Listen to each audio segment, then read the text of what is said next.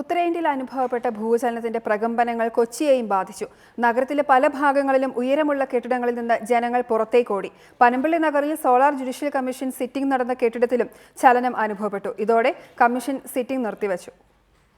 12:30യോടെയാണ് കൊച്ചി നഗരത്തിലെ ചില മേഖലകളിൽ പ്രകമ്പനങ്ങൾ അനുഭവപ്പെട്ടത്.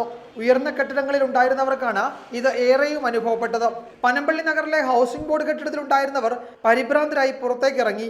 ഈ കെട്ടിടത്തിന്റെ 8ാം നിലയിലെ സോളാർ ജുഡീഷ്യൽ കമ്മീഷന്റെ സിറ്റിംഗും നിർത്തിവെച്ചു. PC ജോർജ് MLA വിസ്തരിക്കുകയായിരുന്നു ഈ സമയം. നേരത്തെ നേപ്പാൾ ഭൂചലനത്തിൽ ഉണ്ടായതിലും ശക്തമായ പ്രകമ്പനങ്ങളാണ് ഇപ്പോൾ അനുഭവപ്പെട്ടതെന്ന് കെട്ടിടത്തിലുണ്ടായിരുന്നവർ പറഞ്ഞു.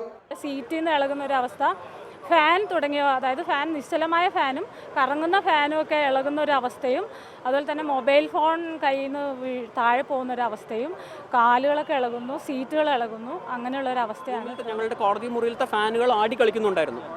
അപ്പോൾ പിന്നെ ഞങ്ങൾക്കും ഈ പറഞ്ഞത് നിൽക്കാൻ പറ്റില്ല, നിൽക്കുമ്പോൾ നമ്മൾക്ക് ബാലൻസ് കിട്ടുന്നില്ല. അതാണ് ഈ BP ലോ ആയതാണോ അങ്ങനെ എന്തെങ്കിലും ആണോ എന്നുള്ളൊരു കൺഫ്യൂഷൻ ആയിരുന്നു ഞങ്ങൾക്ക്. നഗരത്തിൽ ഒരിടത്തു നിന്നും നാശനഷ്ടങ്ങളൊന്നും റിപ്പോർട്ട് ചെയ്യപ്പെട്ടിട്ടില്ല. പനമ്പള്ളി നഗറിലെയും പരിസര പ്രദേശങ്ങളിലെയും പല ഉയർന്ന കെട്ടിടങ്ങളിലും പ്രകമ്പനങ്ങൾ അനുഭവപ്പെട്ടു. ഇന്ത്യൻ ഉപഭൂഖണ്ഡത്തിൽ തീവ്രതയേറിയ ഭൂചലനങ്ങൾ ഉണ്ടായാൽ അതിന്റെ പ്രകമ്പനങ്ങൾ കൊച്ചിയിൽ അനുഭവപ്പെടുമെന്ന് ഭൗമശാസ്ത്രജ്ഞർ അറിയിച്ചു. തീരപ്രദേശങ്ങളിലെ ഉയരമുള്ള കെട്ടിടങ്ങളിൽ ഇത് കുറെ കൂടി ശക്തമായിരിക്കും. റിപ്പോർട്ടർ, കൊച്ചി.